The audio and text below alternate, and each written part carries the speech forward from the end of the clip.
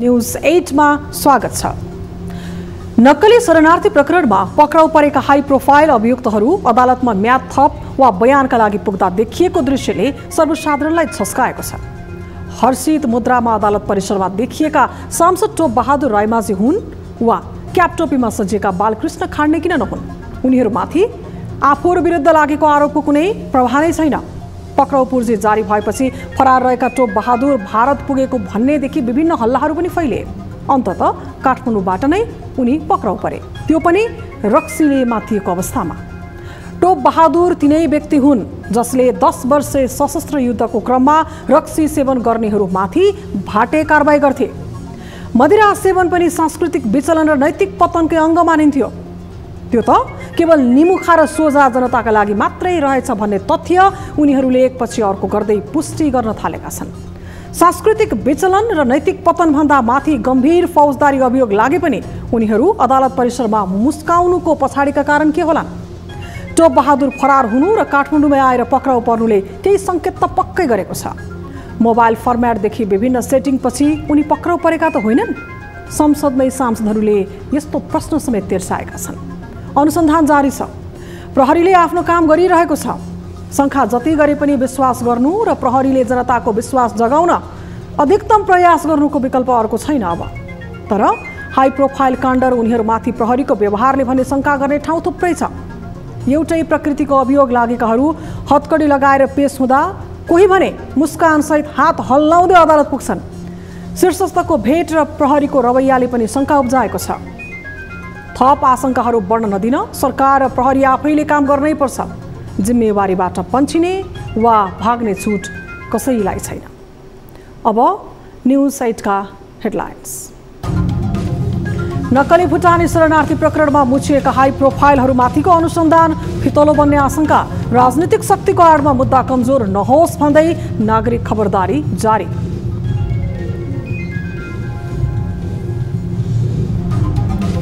मदिराले लट्ठिएको अवस्थामा पक्राउ परेका टोप बहादुरको सांसद पद तत्कालका लागि कायमै। पूर्वपक्षका लागि थुनामा नगएसम्म निलम्बन नहुने खाडसँगै टोप बहादुरको पनि बयान सुरु।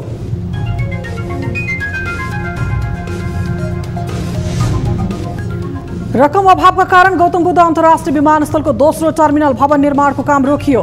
अन्तर्राष्ट्रिय उडान भर्दै आएको जजिरा एयरले समेत उडान रोकेपछि विमानस्थलको औचित्यमाथि नै प्रश्न।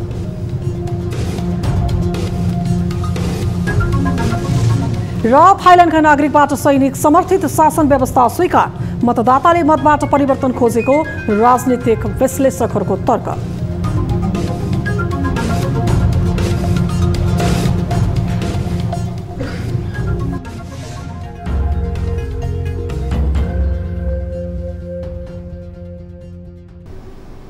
हामी निरन्तर न्यूजमा छौं।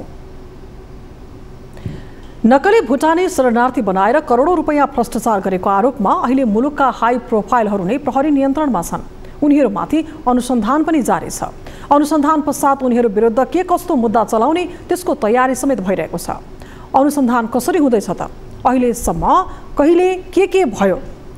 के मुद्दा कमजोर बनाउने खेल भइरहेको छ? नक्कली शरणार्थी बनाउने प्रयास किन हुन पुग्यो? हेरौं यो रिपोर्ट।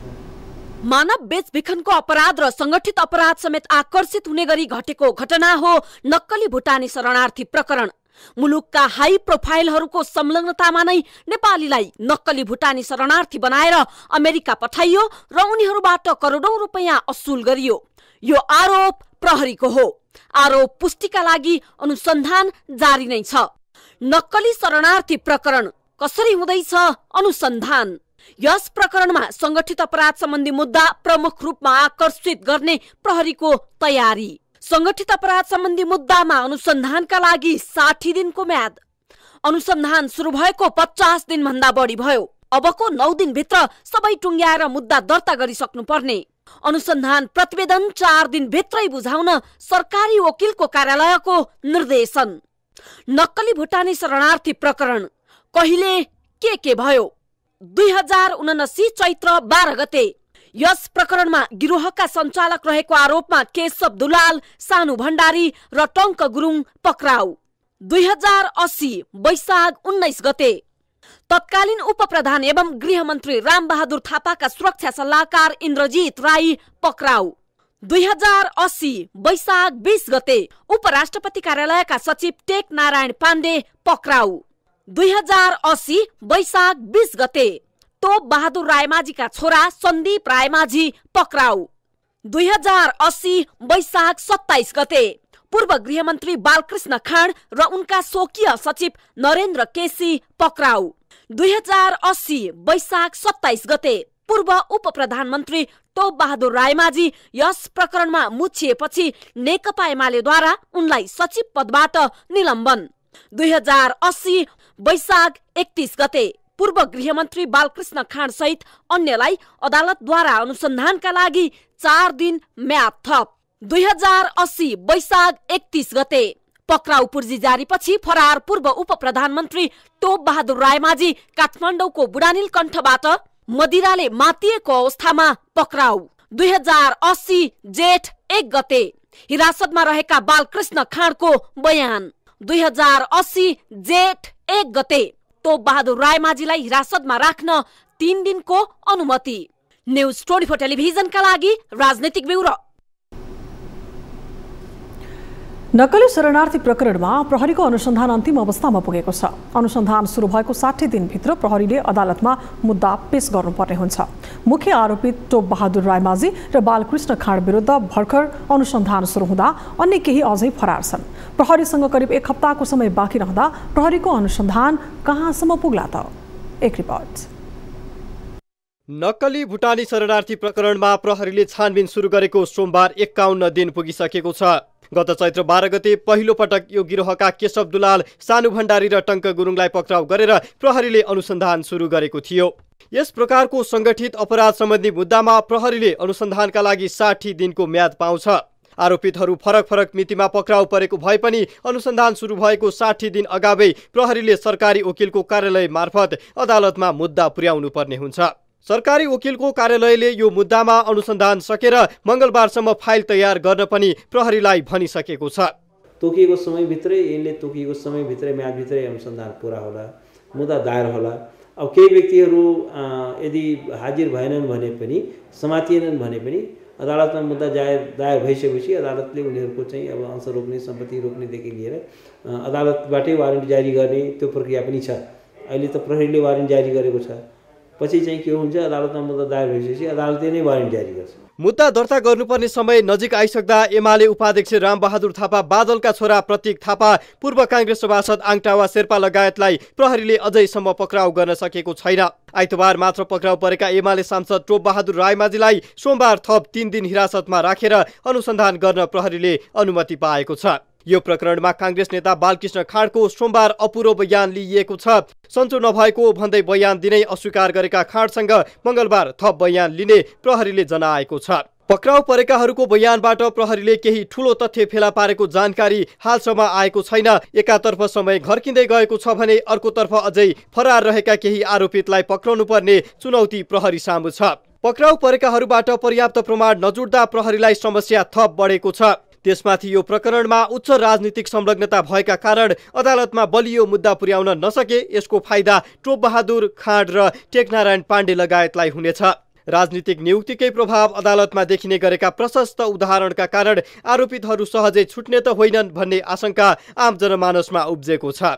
जुन यो भ्रष्टाचार जन्य क्रियाकलाप वा त्यस्ता घटनाहरू छन् वा उच्च तहका राजनीतिक दलका उच्च तहका नेताहरू संलग्न भएका घटनाहरूमा अदालतले पनि त्यो छिटो, छरितो र जुन विश्वासिलो ढङ्गबाट फैसला नगरिरहेको विगतको अनुभवले गर्दा चाहिँ खास गरी यो घटना पनि त्यस्तै शिकार हुने हो कि वा त्यसकै निरन्तरता हुने हो कि भन्ने शंका चाहिँ गर्न सकिन्छ।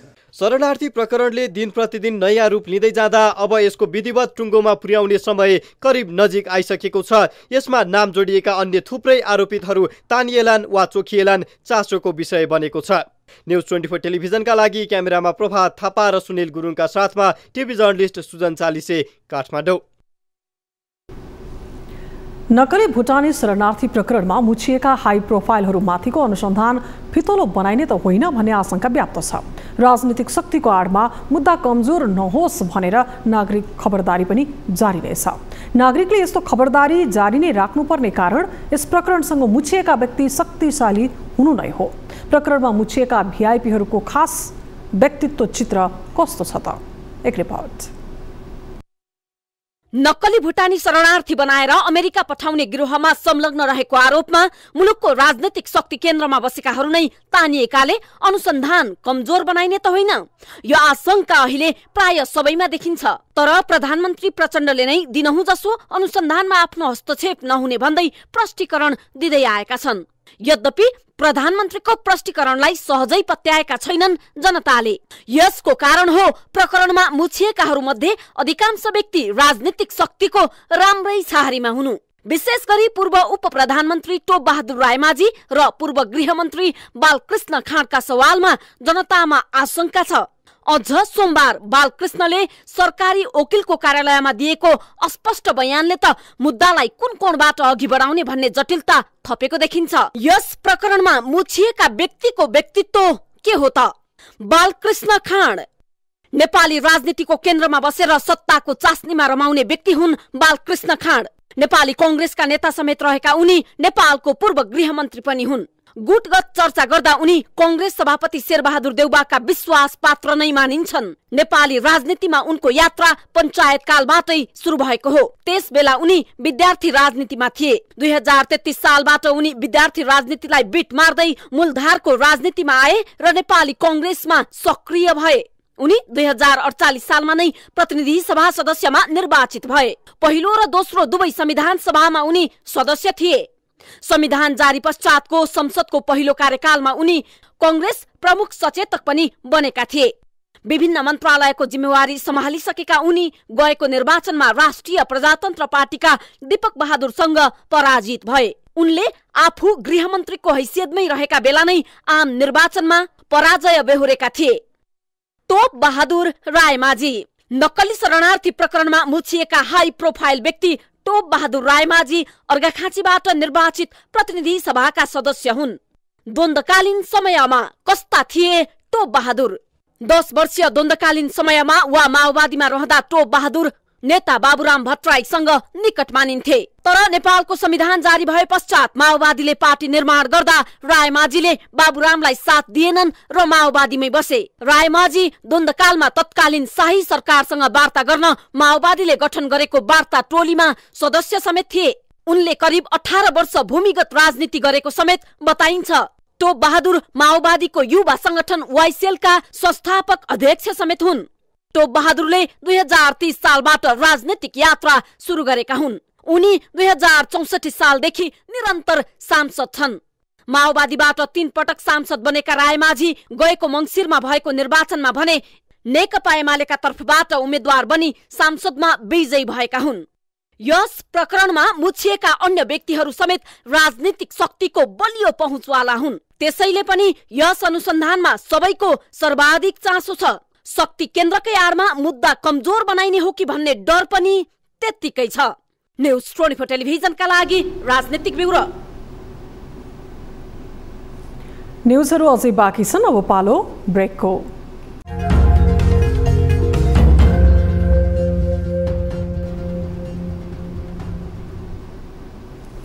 हामी निरन्तर न्यूजमा छौं। अब न्यूज रफ्तार।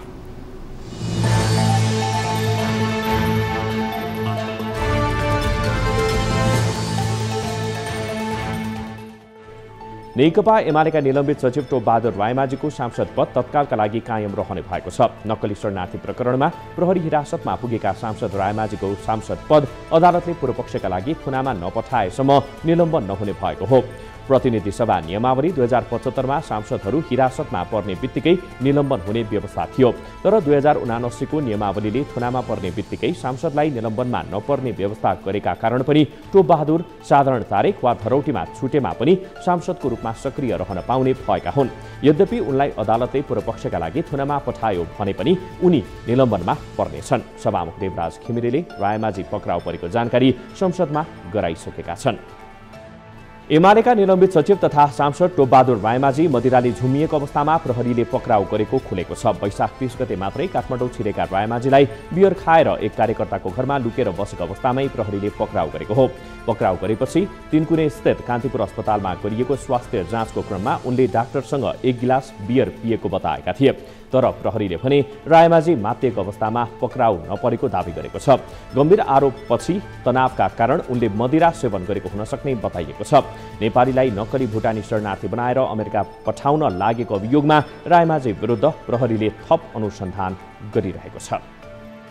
भ्रष्टाचार जस्तो गम्भीर अपराधको आरोप लागेपछि फरार भई प्रहरी थुनामा रहेका सांसद टोपबहादुर रायमाझी अदालत परिसरमा खुसी हुँदै महानायक शैलीमा प्रस्तुत भएका छन्। गम्भीर अभियोग लागेर प्रहरी हिरासतमा पुगेपछि टोपबहादुरले अदालत परिसरमा हात हल्लाउँदै अभिवादन गरे। फिल्मी शैलीमा देखिएको टोपबहादुरको हाँसोपछि नक्कली शरणार्थी प्रकरण यत्तिकै सेलाउने त होइन भन्ने प्रश्न भने तेर्सिएको छ।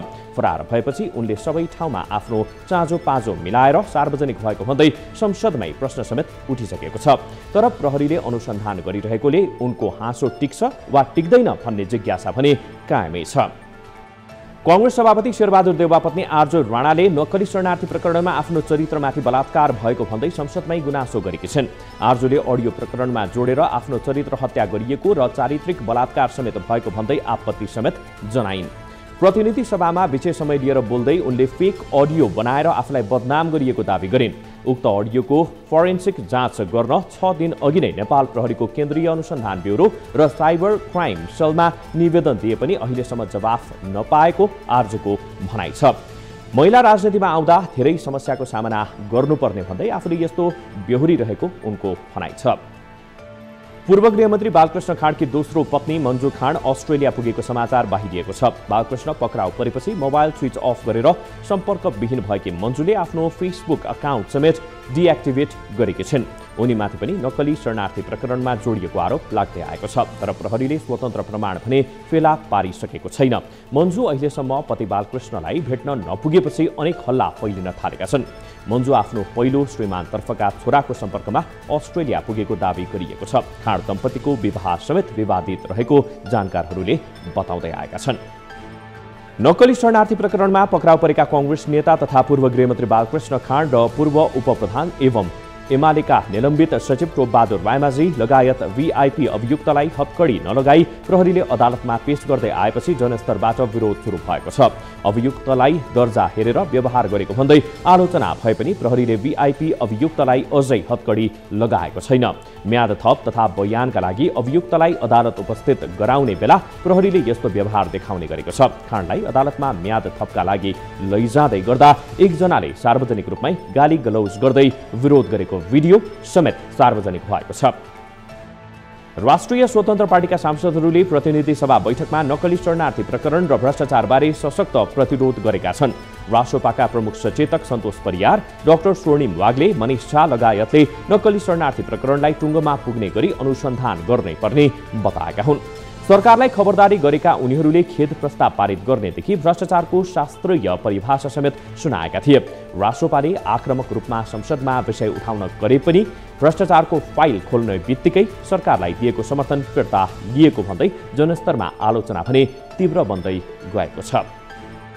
राष्ट्रिय स्वतन्त्र पार्टी रासोपाका सांसद मनिष झाले नक्कली शरणार्थी प्रकरणमा संलग्न रहेको आरोप लागेका व्यक्तिहरू योजनाबद्ध ढङ्गले सार्वजनिक भइराखेको भन्दै प्रश्न उठाएका छन्। देशमा ठूलो अपराध, देशद्रोही र भ्रष्टाचारको विषय रहेको बताएका सांसद झाले शङ्कास्पदको नाम आउने बित्तिकै लुक्ने र सार्वजनिक हुने मौका पाइरहेको भन्दै दुःख व्यक्त गरेका हुन्। यस्ता कामले अनुसन्धान प्रभावित बन्ने दावी गरेका झाले यसलाई नियन्त्रण गर्न माग गरेका छन्। प्रमुख 3 दल कांग्रेस, एमाले र माओवादी केन्द्रका शीर्ष नेताहरूले तारन्तार भेटिरहेको भन्दै उनले यसमा पनि आशंका गरेका छन्। नक्कली शरणार्थी प्रकरणदेखि भ्रष्टाचारका विषयमा राजनैतिक उथलपुथल चलेकै बेला नेकपा माओवादी केन्द्रका नेताहरू चीन भ्रमणमा निस्कने भएका हुन्। माओवादी केन्द्रका उपाध्यक्ष तथा पूर्व सभामुख अग्निप्रसाद सापकोटाको नेतृत्वमा आगामी शुक्रबार 20 सदस्यीय टोली चीन जान लागेको हो। भ्रमणमा जनवर्गीय संगठनका प्रमुख र प्रदेश अध्यक्षहरू सहभागी हुने माओवादी केन्द्रको दावी छ। भ्रमण अनुभव आदान प्रदानका लागि हुने बताइए पनि चीनले कम्युनिस्ट पार्टीका नेताहरूलाई बोलाएको घटनाले अन्य मुलुकहरूले नजिकबाट नियालिरहेको बताइन्छ। आइतबार मात्रै 2 दर्जन बढी पत्रकारहरूको समूह पनि चीन प्रस्थान गरेको छ। यस्तै यसअघि नेकपा एमालेका नेताहरूको टोली समेत चीन भ्रमण गरेर फर्किएको थियो। नेपाली सेनाको टोलीले सगरमाथाको सफल आरोहण गरेको छ। सफा हिमाल अभियानमा खटिएको सेनाको टोलीले सगरमाथा आरोहण गरेको बताइएको छ। नेपाली सेनाका कर्णेल किशोर अधिकारीको नेतृत्वमा कप्तानहरू दिपेन्द्र सिंह खत्री, विष्णुबल राई र 2 जवानहरू किशोर जबेगु, शङ्कर कुँवरले सगरमाथा आरोहण गरेका हुन्। उनीहरूसँगै माउन्टेन गाइडको रूपमा भोजपुरका बोङसु शेर्पा र सङ्खुवा सभाका फुर्बा शेर्पा, फुर्बा दोर्जी शेर्पा, लाक्पा शेर्पाले समेत आरोहण गरेका छन्। उनीहरूले बिहान 10:05 शिखर आरोहण गरेको बताइएको छ। सेनाको टोली मंगलबार लौत्से आरोहणको तयारीमा छ। सेनाले हिमालमा आरोहीले गरेको फोहोर सब सङ्कलन लगायतको काम पनि गर्दै आएको छ।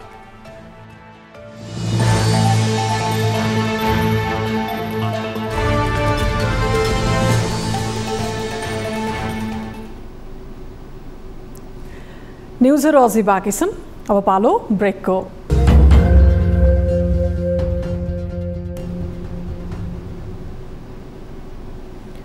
हामी निरन्तर न्युजमा छौँ। मुलुकको विकासमा सरकार उदास बन्दा सांसद नै अनसनमा बस्नु परिरहेको छ। सत्ता साझेदार दलकै सांसद विकास निर्माणको मुद्दा बोकी अनसन नै बस्नुपर्ने स्थितिलाई लज्जाको पराकाष्ठा भनी टिप्पणी भइरहेको छ। आफ्नो क्षेत्रको पुल निर्माण वर्षौंसम्म नहुँदा बर्दियाका सांसद सञ्जय कुमार गौतम अनसनमा बसिरहेको भए पनि सरकारले जनताको दैनिकीसँग जोडिएको मुद्दालाई बेप्रवाह गरिरहेको छ। एक रिपोर्ट। बर्दिया निर्वाचन क्षेत्र नम्बर 1 का संघीय सांसद सञ्जय कुमार गौतम 3 दिनदेखि अनसनमा छन्। उनको माग छ वर्षौंदेखि अलपत्र रहेको आफ्नो क्षेत्रको जब्दी पुल पुनर्निर्माण होस्, जनताले सहज रूपमा हिँडडुल गर्न पाउन्। तर भत्केकै पुलमा अनसन बसिरहेका उनको माग सरकारले नसुने चाहिँ गरिरहेको छ। जनतालाई हिँड्न सजिलो बनाइदिनु पर्यो भन्दै सरकारसँग सत्ता साझेदार दलकै सांसदले अनसन नै बसेर विकासका लागि याचना गर्नुपर्ने अवस्था आउनु लज्जास्पद रहेको भन्दै सरकारको आलोचना सुरु भएको छ। कोठरी डुरुवा पुल बन्दैन, 4 लाइन बाटो बन्दैन। अब सुरुवात भयो, आमरण अनसन भएपछि पनि सरकारले आँखा लगाउँदैन। अब हेर्नुस्, आज 3 दिन भयो सांसद सञ्जय गौतम अनसन बस्नुभएको। भोलि हामी सुन्नु नपरोस् नारायण खड्का त्रिजुगाको पुलमुनि बस्नुभएको छ भनेर, पर्सि दीपक खड्का अरुणको पुलमुनि बस्नुभएको छ भनेर सुन्नु नपरोस्।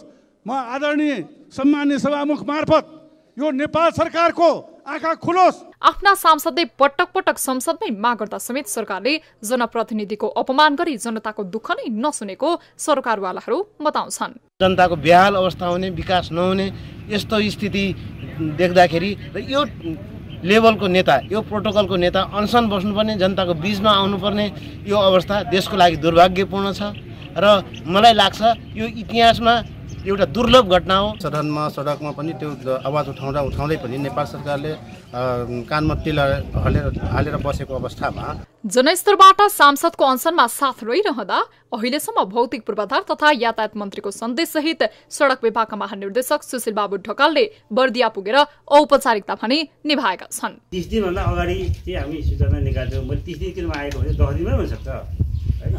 अहिले चाहिँ मैले तपाईँको गर्ने फेरि मान्ने चाहिँ यहाँ चाहिँ अब के अनसन बस्नु भएको छ, यहाँ आएर पनि मैले गलत कुराको बोल्न हुँदैन भन्ने हिसाबमा मैले भनिदिएको। किन प्रक्रियागत त हिसाबले लाग्छ नि, कानुन प्रक्रिया त कर्मचारी नाग्न मिल्दैन होइन। त्यो भएको हुनाले यो दुईटै कुरा हुन्छ, गर्नै पर्ने विषयवस्तु हो नि, नगर्ने विषयवस्तु होइन। तर पटक पटक आफूले उठाएको माग पूरा नभएको भन्दै अनसनरत सांसद गौतमले मन्त्रीको दूत बनेर गएका महानिर्देशकलाई उधारोमा सम्झौता नगर्ने भनी फर्काइदिएका छन्। निरजीलाई भन्नुहोस्, सिडु साहबसँग तपाईँले यो लाइनमा कुरा गर्नु भनेको छैन, सिडु साहब मैले हजुरलाई भनेको छैन यो निर्णय गर्नु पर्यो म भनेर।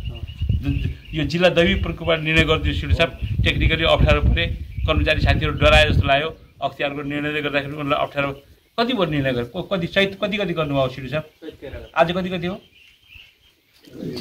संसदको सबैभन्दा ठूलो दल जसको गठबन्धनमा सरकार निर्माण भएको छ, त्यही दलका सांसदले जनताको दैनिकी हिँडुलमा सहज बनाउन भत्केको पुल पुनः निर्माण गरिदेऊ भन्दा समेत अनसन बस्नुपर्ने अवस्थाले जनताको मुद्दामा सरकारको उदासीनतालाई उदाङ्गो बनाएको देखिन्छ।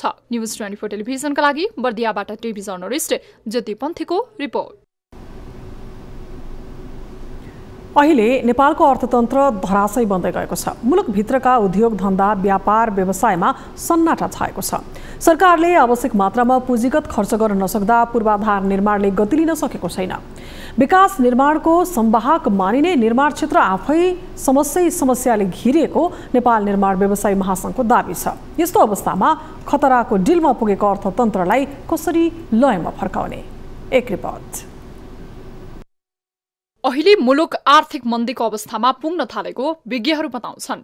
देशभित्र औद्योगिक गतिविधिहरू सुस्ताएका छन्। अपेक्षित रूपमा व्यापार व्यवसायहरू सञ्चालन हुन नसक्दा बजारमा तरलताको अभाव छ। पछिल्लो समय सरकारको आमदानी भन्दा खर्च धेरै हुँदा दायित्व वहन गर्न नै अप्ठ्यारो हुँदै आएको छ। एकातिर सरकारलाई कुल पुँजीगत खर्चको 1/3 खर्च गर्न पनि हम्मे भइरहेको छ भने अर्कातिर निर्माण व्यवसायीहरूले करिब 70 अर्ब भन्दा बढी भुक्तानी पाउन सकेका छैनन्। विकास निर्माणलाई स्वचालित रूपमा सञ्चालनका लागि निर्माण व्यवसायी महासंघले राखेको 27 बुँदे माग सरकारले अनुमोदन गर्न सकेको छैन। यस्तै पूर्वाधार निर्माणको लिड गर्ने व्यवसायीहरू आफै धराशायी हुँदा निर्माणसँग जोडिएका सिमेन्ट उद्योग, स्टिल उद्योग, इटा क्रसर लगायतका उद्योगहरू बन्द हुने अवस्थामा पुगेका छन्। यसबाट लाखौं मानिसहरू रोजगारबाट वञ्चित हुने र राज्यको खरबौं राजस्व गुम्ने खतरा छ। जो शक्तिमा आयो उसैले आत्मकेन्द्रित भएर आफ्नो अनुसारको ऐन कानुन नियमहरू बनाउने जुन परिपाटी छ त्यसैको उपज हो। निर्माण क्षेत्र असफल हुनु मुलुकलाई अहिले मुलुकको आर्थिक क्रियाकलाप नभएर हाम्रो उद्योगहरू चाहिँ आफ्नो क्षमताभन्दा 25-30% कममा सञ्चालन भइरहेको छ भन्दा उहाँहरूले यसलाई प्राथमिकतामै राख्नु भएको छैन। अर्थतन्त्रलाई उकास्ने, विकासलाई उकास्ने किसिमको नीतिहरू ल्याउनुपर्छ। चालु आर्थिक वर्षको सुरुवाती समयमा चुनाव भएको र त्यसपछि बर्खा लागेका कारण निर्माण गतिविधि हुन पाएन। त्यसपछि क्रसर बन्द गर्ने निर्णयले पनि निर्माण कार्य प्रभावित बन्यो। नेपालको अर्थतन्त्रमा 8 खर्ब ओगटेको निर्माण क्षेत्र पछिल्ला 4 मासिकमा ऋणात्मक देखिएको मध्ये प्रमुख क्षेत्र हो। तथ्याङ्क कार्यालयका अनुसार निर्माण क्षेत्रको वृद्धि दर 2.6% ऋणात्मक छ।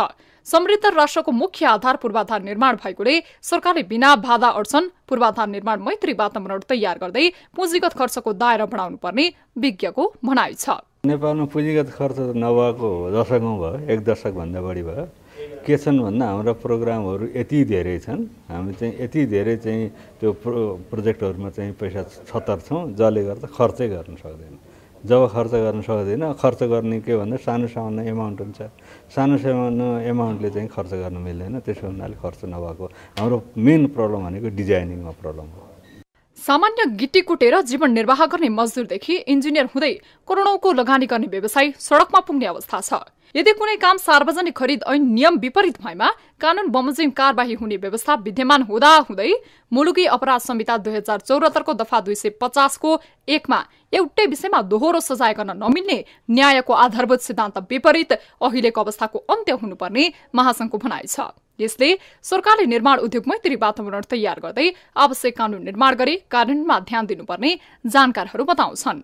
न्यूज 24 टेलिभिजनका लागि कान्छा डंगलका साथमा गणेशमान बसेलको रिपोर्ट। अब बिजनेस न्यूज 24 बिजनेस का साथमा रिद्धि सिद्धि सिमेन्ट, गुणस्तरको नयाँ स्तर, गुणस्तरीय प्लम्बिङको भरपर्दो नाम मार्बल, मेरो देश मेरो Jagdamba cement, dish home IPTV, Nepal first premium IPTV, Jagdamba super shine तथा ग्याल्वा प्लस जस्ता पाता जीवनभरको भरोसा। LG life's good.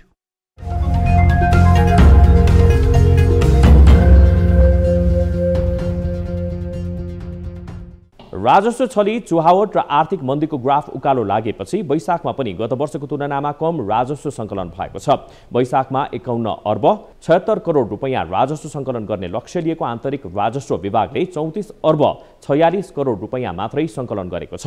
गत वर्षको वैशाखमा विभागले 35 अर्ब 66 करोड रुपैयाँ राजस्व सङ्कलन गरेको थियो।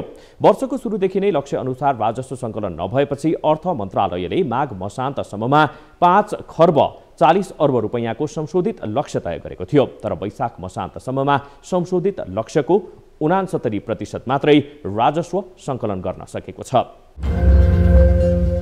रकम अभाव भएको भन्दै नेपाल नागरिक उड्डयन प्राधिकरणले गौतम बुद्ध अन्तर्राष्ट्रिय विमानस्थलको दोस्रो टर्मिनल भवन निर्माणको काम रोकेको छ। एसियाली विकास ब्याङ्कबाट ऋण लिएका बेला तत्कालीन अर्थ सचिव मधु मरासिनीले गौतम बुद्धमा अहिले अन्तर्राष्ट्रिय उडान हुन नसकेको र दोस्रो टर्मिनल बनाउन आवश्यक नरहेको बताएपछि अर्थ मन्त्रालयले थप ऋण लिने प्रक्रिया रोकेको थियो। अन्तर्राष्ट्रिय उडान भर्दै आएको जजिरा एयरले समेत उडान रोकेपछि भने विमानस्थलको औचित्यमाथि नै प्रश्न उठ्न थालेको छ। यद्यपि भारतसँगको एयर रुट विवाद, सिंगल रनवे लगायतका कारण गौतम बुद्धमा अन्तर्राष्ट्रिय उडानले गति लिन सकेको छैन। नेपाल राष्ट्र ब्याङ्कले ट्रेजरी बिल बिक्री गरेर करिब 25 अर्ब रुपैयाँ आन्तरिक ऋण उठाउने भएको छ। राजस्व आय भन्दा खर्च बढी गरिरहेको सरकारको अन्यत्र आम्दानी नभएपछि आन्तरिक ऋण उठाएर गर्जो टारिरहेको बेला अल्पकालीन सरकारी ऋणपत्र अर्थात् ट्रेजरी बिल मार्फत 24 अर्ब 74 करोड 50 लाख रुपैयाँ आन्तरिक ऋण उठाउन लागेको हो। राष्ट्र ब्याङ्कले सोमबार दिउँसो 3 बजेसम्म बोल कबोल गर्न आग्रह गरेको ट्रेजरी बिल जेठ 2 गते मंगलबार जारी हुनेछ। सरकारले चालू आर्थिक वर्षमा 2 खर्ब 56 अर्ब रुपैयाँ आन्तरिक ऋण उठाउने लक्ष्य लिएको छ।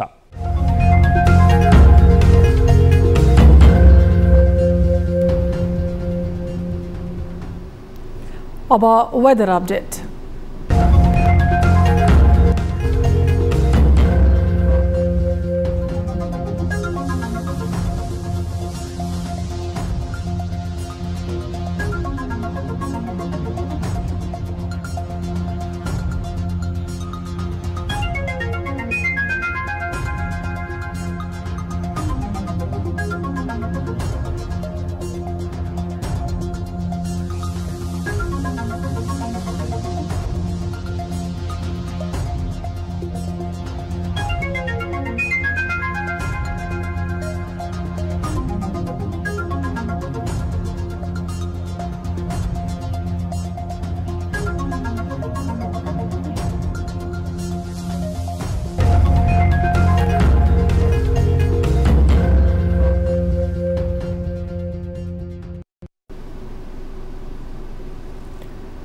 अब न्यूज 8 को अन्त्यमा पुनः हेडलाइन्स। नक्कली भुटानी शरणार्थी प्रकरणमा मुछिएका हाई प्रोफाइलहरूमाथिको अनुसन्धान फितलो बन्ने आशंका। राजनीतिक शक्तिको आडमा मुद्दा कमजोर नहोस् भन्दै नागरिक खबरदारी जारी।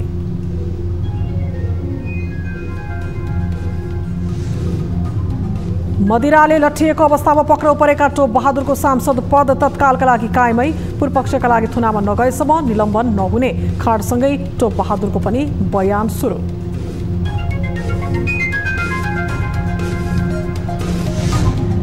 चारित्रिक बलात्कार भयो भन्दै देउबा पत्नी आर्जुको संसदमै आपत्ति। बालकृष्ण खाड हिरासत हुँदा श्रीमान भेट्न छाडेर मन्जु अस्ट्रेलिया पुगेको आशंका। खाड दम्पतिको विवाह नै विवादास्पद।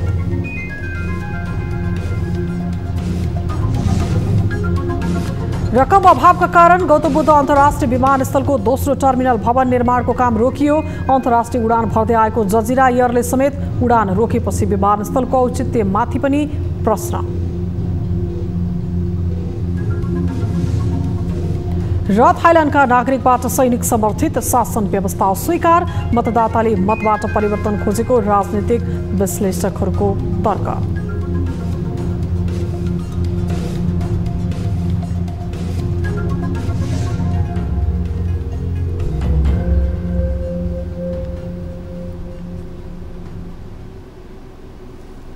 न्यूज 8 अहिलेलाई यति नै। जाँदा जाँदै ताली र गालीका लागि हामीले सोधेको प्रश्न। प्रहरीले सामान्य पृष्ठभूमिका आरोपी व्यक्तिलाई हतकडी लगाएर अदालत उपस्थित गराउँछ, तर भिआइपीको हकमा फरक व्यवहार गर्छ। कानुन सबैका लागि बराबर भन्ने मान्यता प्रहरीले भङ्ग गरेको भन्न मिल्छ भनेले तालीमा र मिल्दैन भन्नेले गालीमा हाम्रो पात्रको एप्लिकेसनमा गएर भोट गर्न सक्नुहुनेछ।